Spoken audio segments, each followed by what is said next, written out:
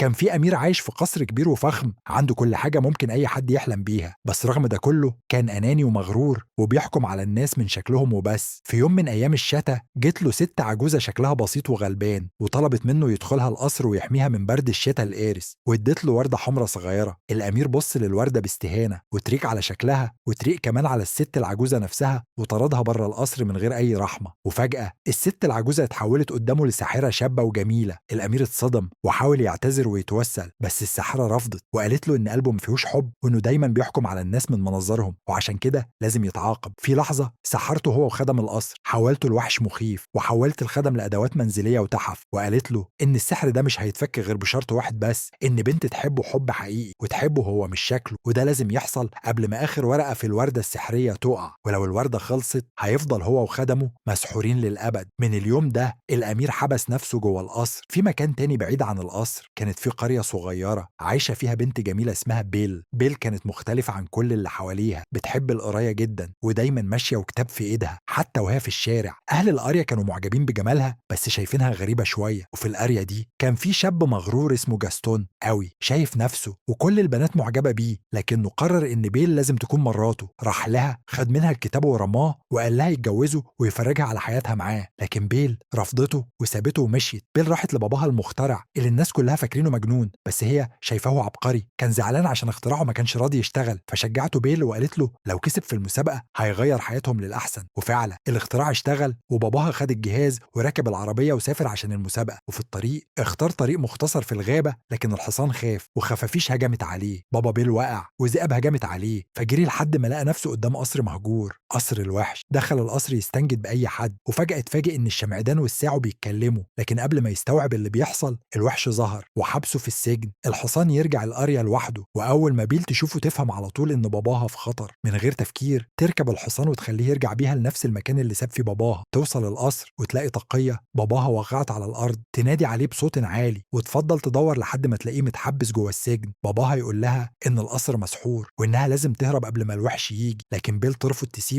وفي اللحظة دي الوحش يظهر. بيل تطلب منه يسيب باباها وتقول له إنه راجل كبير ومريض ومش هيستحمل السجن. الوحش يرفض في الأول، لكن بيل تفاجئه وتقول له خدني أنا مكانه. الوحش يتصدم من طلبها ويوافق بشرط واحد، إنها ما تسيبش القصر أبدا. بيل توعده والوحش يخرج باباها ويركبوا عربية مسحورة ترجعوا بيه لحد البيت. ومن اللحظة دي بيل تبقى سجينة في القصر. الخدم يحاولوا يضمنوها ويودوها أوضة مريحة. الوحش يقول لها إنها تتحرك في القصر براحتها بس الجناح الغربي ممنوع، ويطلب منها تتعشى معاه. بيل ترفض وتقعد تعيط في الأوضة عشان حاسة إنها اتحبست ومش هتشوف باباها تاني. الوحش يستنى يضايق ويتعصب لما يعرف إنها مش نازلة، يطلع لها بعصبية ويزعق، لكنها تقف قدامه وتقول أنا حرة. الوحش يحس إن مفيش أمل إنها تحبه ويمشي محبط. بعد شوية بيل تجوع وتقابل الخدم يعملوا لها عزومة كبيرة وأكلة وحفلة ترحيب، وتبدأ تحس إن القصر مش مخيف زي ما كانت فاكرة. بعد الأكل تحب تستكشف القصر وهم ماشيين، تعدي قدام باب الجناح الغربي. الخدم يحذروها لكن فضولها يغلبها وتدخل تشوف أوضة مدمرة وصورة ممزقة ووردة حمراء جميلة تحت زجاج. تمد إيدها تلمسها وفجأة الوحش يظهر ويزعق لها بعنف. بيل تخاف جدا وتجري تهرب من القصر كله. بيل تفضل تجري في الغابة وهي مرعوبة، بتقول لنفسها إنها مستحيل تكمل في القصر ده وإنها غلطت لما وثقت في الوحش. وفجأة تلاقي نفسها محاصرة بمجموعة ذئاب من كل ناحية. تحاول تهرب بس مفيش مكان والخوف مسيطر عليها. وفي اللحظة اللي واحد من الذئاب يهجم فيها الوحش يظهر فجأة ويقف قدامها ويبدأ يحارب الذئاب بكل قوته. الوحش يتصاب إصابة كبيرة لكن يفضل يقاتل لحد ما الذئاب تخاف وتهرب من المكان. بعدها الوحش يقع على الأرض ويغمى عليه. بيل تقف محتارة قدامها طريق الهروب، لكن قلبها ما يرضاش تسيبه. ترجع له وتاخده على الحصان وترجع بيه القصر. في القصر بيل تنظف له جروحه وتعالجه. الوحش يفوق ويبدأ يلومها ويقول لها لو ما كنتيش هربتي ما كنتش اتصبت. بيل ترد عليه بهدوء وتقول له وانت كمان المفروض تتحكم في غضبك. يتخانقوا شوية لكن في الآخر بيل تشكره على انه انقذ حياتها. الوحش يتفاجئ جدا، اول مرة حد يشكره بصدق، ومن اللحظة دي المعاملة بينهم تتغير. الوحش يبقى اهدى والطف وبيحاول يتعلم الادب. في نفس الوقت بابا بيل يرجع القرية ويحكي للناس ان في وحش خطير حابس بنته في القصر، لكن اهل القرية يضحكوا عليه ويفتكروه مجنون. جاستون يستغل الفرصة وتجيله فكرة شريرة، يروح يتفق مع دكتور انه يدخل بابا بيل مستشفى المجانين.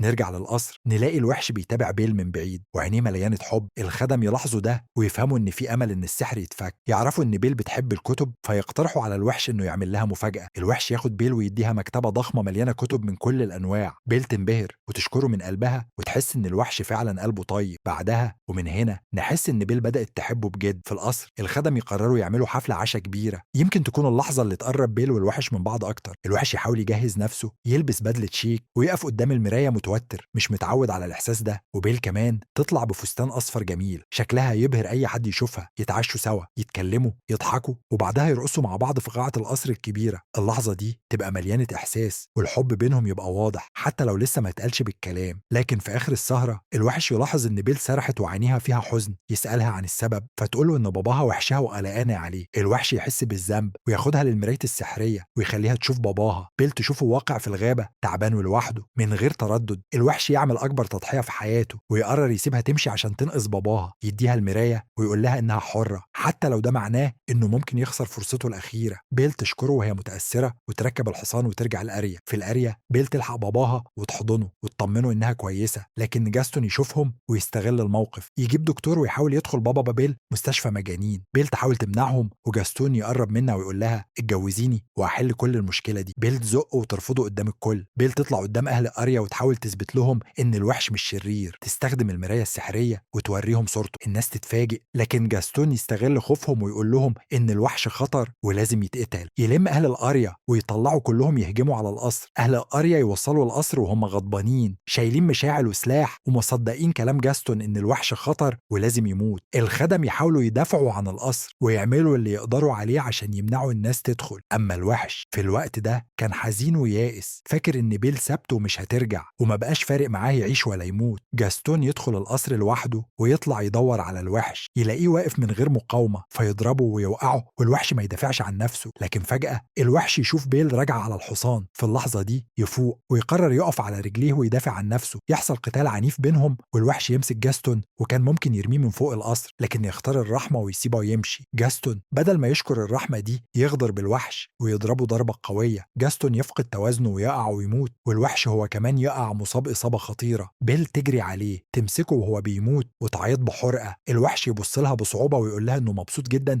إنها رجعت عشانه. بيل أخيرا تعترف بمشاعرها وتقول له من قلبها أنا بحبك. وفي اللحظة دي آخر ورقة من الوردة السحرية تقع، نور قوي جدا يطلع من جسم الوحش والقصر كله يهتز. الوحش يتحول تاني لأمير جميل واللعنة تتفك. الخدم يرجعوا بشر والقصر يرجع شكله الطبيعي زي زمان. بيل تتفاجئ لكن تفرح لما تعرف ان الحب الحقيقي هو اللي فك السحر. وفي النهاية بيل تتجوز الأمير ويعيشوا سوا في حب وسعادة، والقصر يرجع مليان فرح من جديد. وبكده الأنان يتعلم يعني ايه حب، والوحش رجع إنسان بسبب قلب صادق. الملخص ده بصوت عامر محمد. ما تنسوش تعملوا لايك للفيديو وتشتركوا في قناة فيلم مختصر على يوتيوب. وبس كده، سلام.